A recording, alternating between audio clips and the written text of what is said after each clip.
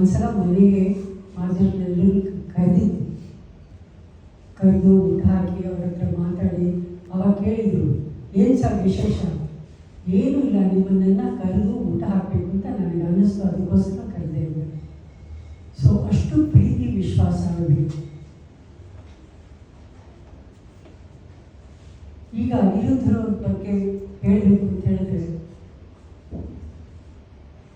ಅವ್ರ ವಂಶನೇ ಸರಸ್ವತಿ ಪ್ರತಿರೋ ಅಂದರೆ ಹೇಳ್ಬೋದು.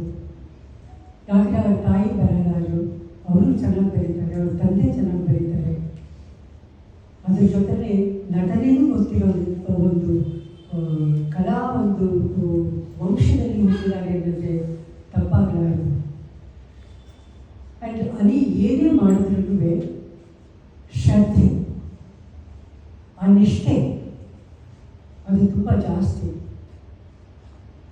ಕೆಲವು ಸಲ ನಮ್ಮ ಯಜಮಾನ ಹೇಳೋರು, ಅಲ್ಲಿ ತುಂಬ ಇದನ್ನು ತೋರಿಸ್ಬೇಡಿ, ನಿಮ್ಮನ್ನ ಕೆಳಗಡೆ ತೋರಿಸ್ಬಿಡ್ತಾರೆ, ನಿಮ್ಮ ಪಾಡಿಗೆ ತಿಂದ್ಬಿಡಿ ಅಂತ ಎಷ್ಟೋ ಹೇಳೋರು. ಅಂತ ಅವರಿಂದಾಗ ಏನಾದರೂ ಇವರು ಬರೀತಾರೆ ಅಂತ ಹೇಳಿದರೆ ಎಷ್ಟು ಐಡಿಯಾಸ್ ಕೊಟ್ಟಿರೋರು, ಎಷ್ಟು ಸಂತೋಷ ಪಟ್ಟಿರೋರು. ಈಗಲೂ ಎಲ್ಲೋ ಇದ್ಬಿಟ್ಟು ಸಂತೋಷ ಪಡ್ತಿದ್ದಾರೆ ಅಂತ ನನಗೆ ಅನಿಸುತ್ತೆ. ಸೊ ಏನೇನೋ ಹೇಳಬೇಕು ಅನಿಸುತ್ತೆ, ಬಟ್ ಕೆಲವು ಸಲ ಮಾತುಗಳು ಬರಲ್ಲ. ಸುಮ್ಮನೆ ಕೂತಿದ್ದಾಗ ಏನೋ ಮಾತಾಡಬೇಕಾದ್ರೆ ಒಂದೊಂದಾಗ ವಿಷಯಗಳು ಬರುತ್ತೆ. ಈ ಒಂದು ಸ್ಟೇಜು ಅಂತ ಕೊಟ್ಟು ಮಾತಾಡು ಅಂತ ಹೇಳಿದಾಗ ಏನು ಹೊಳೆಯಲ್ಲ.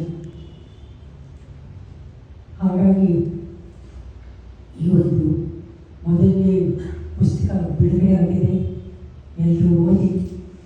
ತುಂಬ ಚೆನ್ನಾಗಿ ಬರೆದಿದ್ದಾರೆ. ನಮ್ಮ ಯೋಧರು ಹೇಳಿದಂಗೆ ನಾನು 2-3 ಕಥೆಗಳನ್ನು ಓದಿದೆ, ಇನ್ನೂ ಪೂರ್ಣವಾಗಿ ಓದಲಿಲ್ಲ. ಸೊ ಮುಂದೇನು ಒಂದು ಮಾಡಬೇಕು ಅಂದರೆ ಎಷ್ಟೋ ಜನರಿಗೆ ಇನ್ಸ್ಪಿರೇಷನ್ ಬೇಕಾಗುತ್ತೆ. ಸೊ ಅಂಥದ್ರಲ್ಲಿ ನಾವು ಪುಟ್ಟಣ್ಣವ್ರಿಗೆ ನಾವು ಬರುತ್ತೆ. ಅವರು ಬರಹಗಾರರು ಹೌದು, ಒಂದು ಡೈಲಾಗ್ ಕರೆಕ್ಟಾಗಿ ಬರಲಿಲ್ಲ ಅಂತ ಹೇಳಿದ್ರೆ ಆವತ್ತಿನ ದಿನ ಶೂಟಿಂಗ್ ಮಾಡ್ತಾ ಇರಲಿಲ್ಲ ಅವರು. ಅದು ಬರೋ ಒಂದು ವರ್ಡು ನಾನು ನೋಡಿದವ್ರನ್ನ ಒಂದೇ ಪಿಕ್ಚರಲ್ಲಿ ಋಣಮುಕ್ತಳು, ಆ ಒಂದು ವರ್ಡ್ ಬರಲಿಲ್ಲ ಅಂತ ಹೇಳ್ಬಿಟ್ಟು ಅವ್ರ